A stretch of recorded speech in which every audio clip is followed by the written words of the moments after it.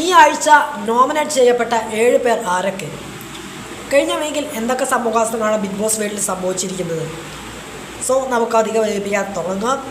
ഇന്നത്തെ day 78 nomination live update ആയിട്ടാണ് ഞാൻ വന്നിരിക്കുന്നത്. So welcome back to Big Boss Tamil channel ആദ്യമായിട്ട് കാണുന്നവർ സബ്സ്ക്രൈബ് ചെയ്യണം, ലൈക്ക് ചെയ്യണം, കമൻറ്റ് ഫസ്റ്റ് ആഡ് ചെയ്തിരിക്കണം. ഇതുപോലുള്ള ബിഗ് ബോസിൻ്റെ ഫാസ്റ്റസ്റ്റ് അപ്ഡേറ്റിനും ലൈവ് റിവ്യൂസിനുമായി നമ്മുടെ ചാനൽ മറക്കാതെ ഫോളോ കൂടി ചെയ്തേക്കണം.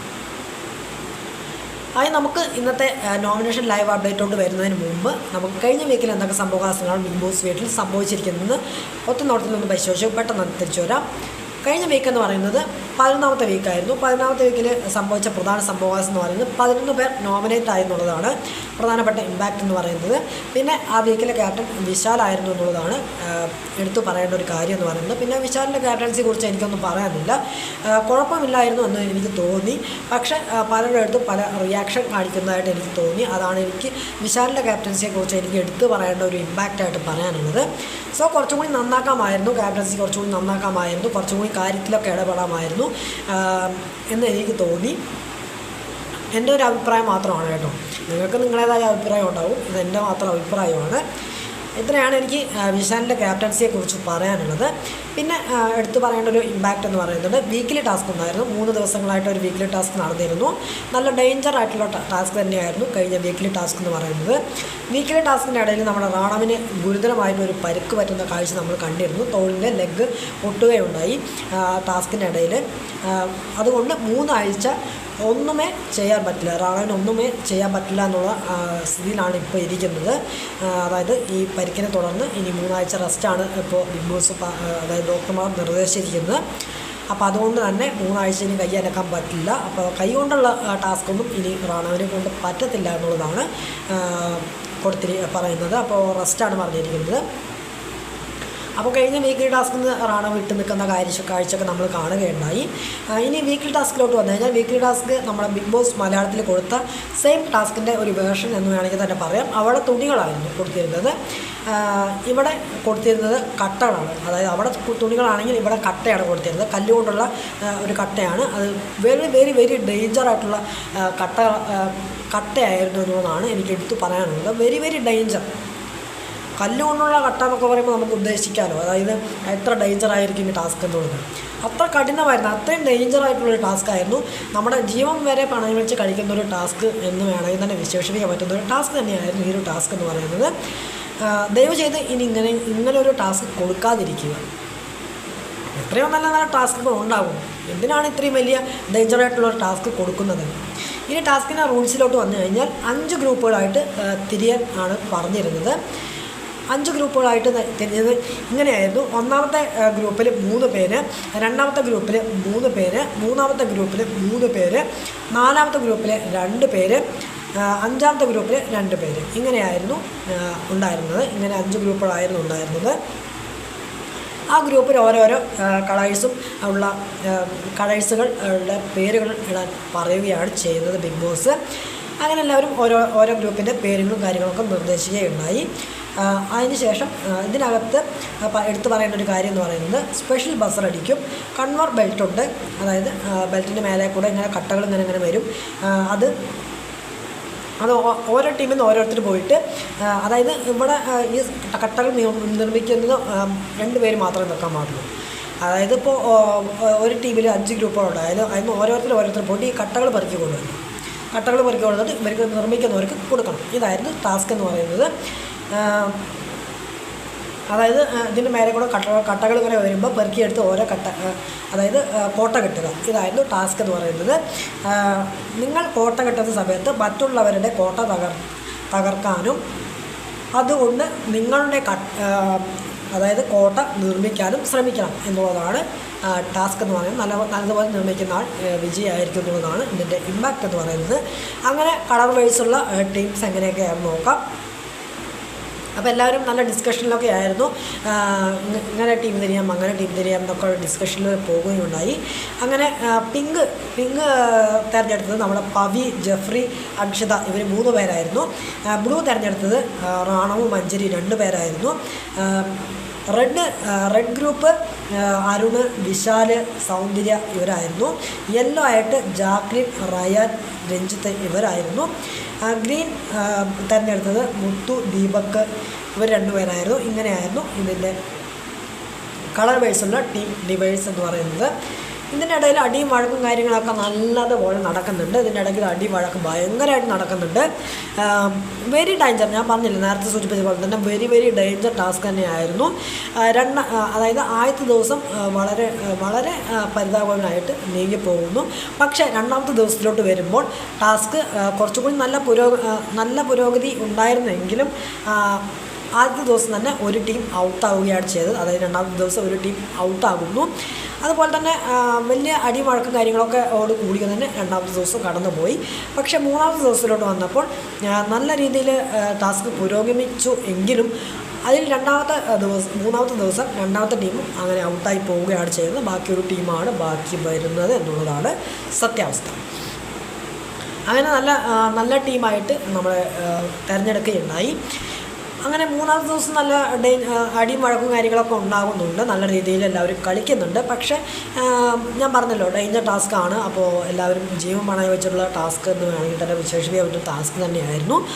പക്ഷേ എന്നിരുന്നാലും എല്ലാവരും നല്ലപോലെ കളിച്ചു. എല്ലാവരും നല്ല എഫക്റ്റ് എടുത്തിട്ടുണ്ട് എന്നുള്ളതാണ് എനിക്ക് പറയാനുള്ളത്. അങ്ങനെ ഇതിൽ വിജയിച്ച് ഒരാൾക്ക് നോമിനേഷൻ ഫ്രീ പാസ് കൊടുക്കുകയുണ്ടായി. അങ്ങനെ റയാന് നോമിനേഷൻ ഫ്രീ പാസ് കിട്ടുകയാണ് ചെയ്യുന്നത്.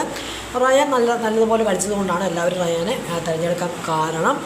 അതിനുശേഷം ബെസ്റ്റ് പെർഫോമർ ആര്, വേസ്റ്റ് പെർഫോമർ ആര് എന്നൊക്കെ തിരഞ്ഞെടുക്കുകയായിരുന്നു ഉണ്ടായിരുന്നത്. അതിനുശേഷം ബിഗ് ബോസിൻ്റെ ക്യാപ്റ്റൻസി ടാസ്ക് നോമിനേഷൻ തിരഞ്ഞെടുക്കുന്നു. നമ്മുടെ പവിത്രയും മുത്തുവിനെയും ജെഫ്രിയാണ് നിയമിക്കുന്നത്. 3 പേരാണ് ക്യാപ്റ്റൻസി ടാസ്കിന് തയ്യാറാകുന്നത്. അങ്ങനെ 3 പേര് തയ്യാറായി ഗെയിമിന് പോവുകയാണ് ചെയ്യുന്നത്. അതായത് ക്യാപ്റ്റൻസി ടാസ്കിന് വേണ്ടി പോകാൻ പറയുന്നു. അങ്ങനെ ക്യാപ്റ്റൻസി ടാസ്കിൻ്റെ ഇടയിൽ ആദ്യം തന്നെ ജെഫ്രി ഔട്ടാകുന്നു. പിന്നീട് മുത്തും പവിത്രയാണ് വരുന്നത്. അപ്പോൾ ഇതിൻ്റെ റൂൾസ് എന്ന് പറയുന്നത് ഒരു റൗണ്ട് ഉണ്ടാകും. ആ റൗണ്ടിനകത്ത് നമ്മുടെ ഗോൾ പോസ്റ്റ് പോലെ 2 പേരുടെയും ഗോൾ പോസ്റ്റ് പോലെ ഉണ്ടാകും.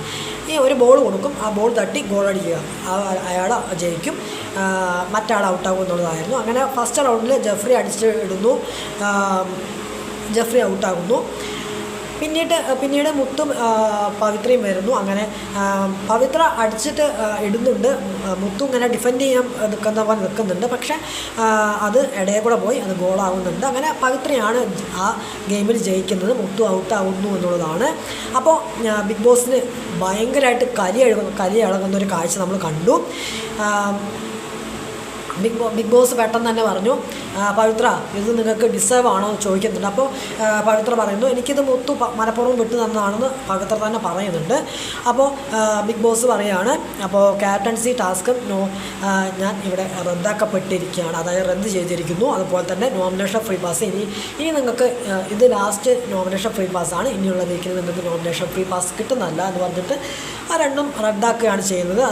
അതുകൊണ്ട് പവിത്ര ആദ്യമായിട്ട് ക്യാപ്റ്റൻസി ആവുകയാണല്ലോ. അപ്പോൾ പവിത്ര നല്ല സന്തോഷത്തിലൊക്കെ ആയിരുന്നു. പക്ഷേ 2 പേർക്കും, അതായത് മുത്തു നല്ലപോലെ പൊട്ടിക്കരയുന്നുണ്ട്, ബിഗ് ബോസിനോട് യാചിക്കുന്നുണ്ട്, ഞാൻ മനഃപൂർവ്വം ചെയ്തതല്ല എന്നൊക്കെ പറഞ്ഞിട്ട് യാചിക്കുന്നുണ്ട്. അതുപോലെ തന്നെ പവിത്രയും പൊട്ടിക്കരയുന്നുണ്ട്. കാരണം ആദ്യമായിട്ട് പവിത്രയ്ക്ക് കിട്ടിയൊരു ടാസ്ക്കാണ്, അത് ജയിക്കും ചെയ്തു.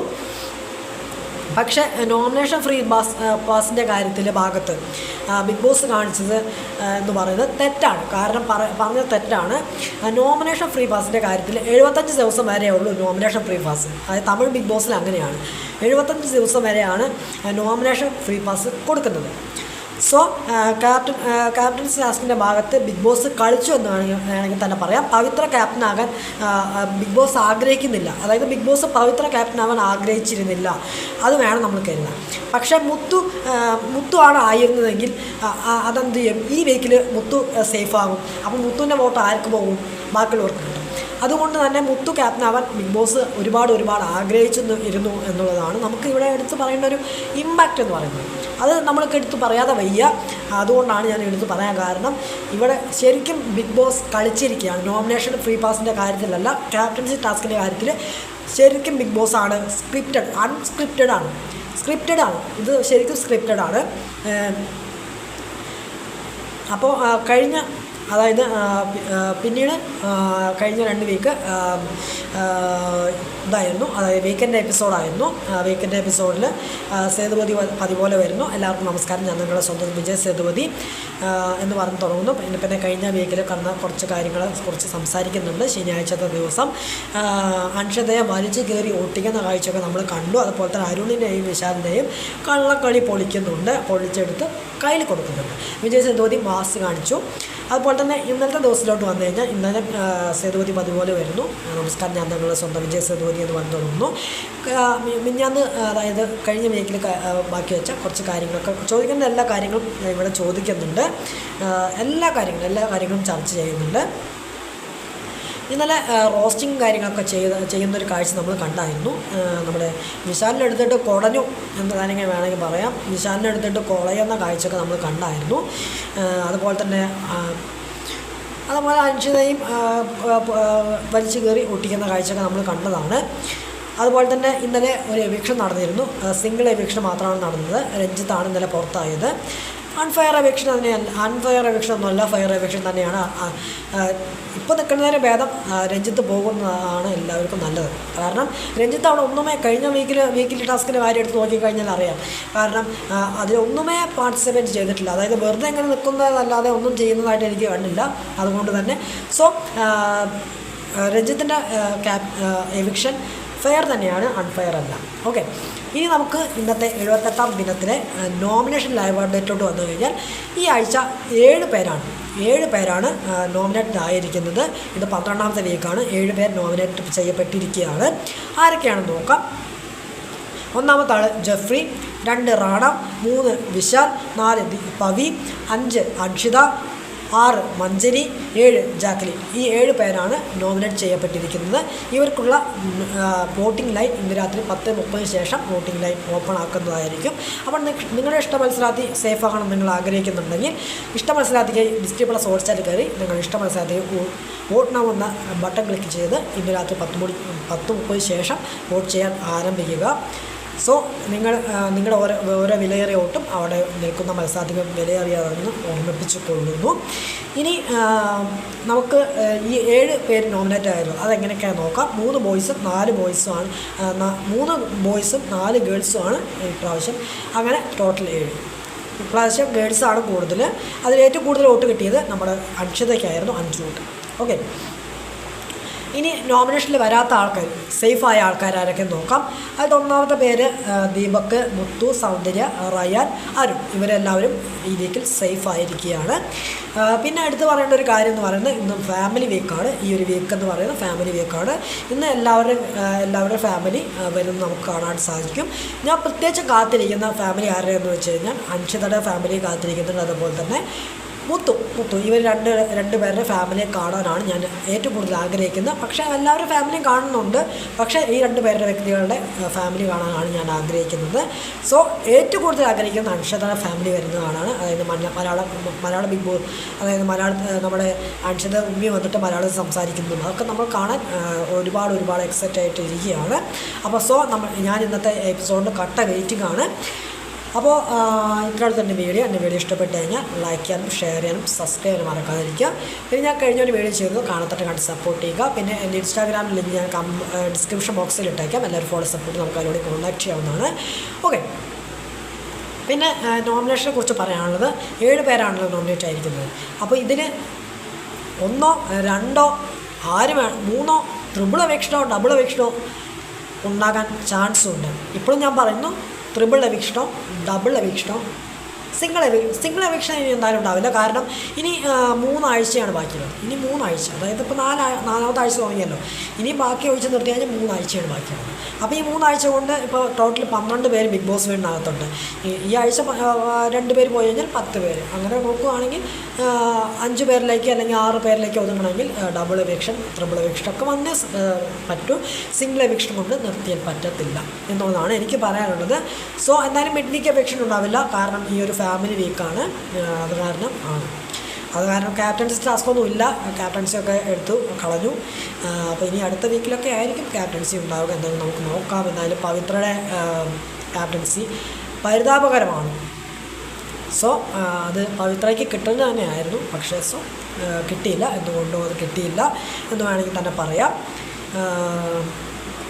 അതായത് ഇനിയും ശ്രമിക്കുക, നല്ല രീതിയിൽ കളിക്കുക, ക്യാപ്റ്റൻസിയിൽ വരിക, ക്യാപ്റ്റൻ ആവുക എന്നുള്ളത് നമുക്ക് പറയാൻ പറ്റത്തുള്ളൂ.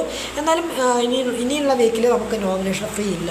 കാരണം ടിക്കറ്റ് ടു ഫിനാലെ വീക്കാണ് ഇനി വരാൻ പോകുന്നത്. അതുകൊണ്ട് തന്നെ ഇത് ഈ ഫാമിലി വീക്കിൽ ഒട്ടുമേ കൊടുക്കില്ല. അതായത് ഈ ഫാമിലി വീക്കാണല്ലോ, ഫാമിലി വീക്കിൽ ഒട്ടുമേ നോമിനേഷൻ ഫ്രീ പാസ് കൊടുക്കില്ല എന്നുള്ളതാണ്.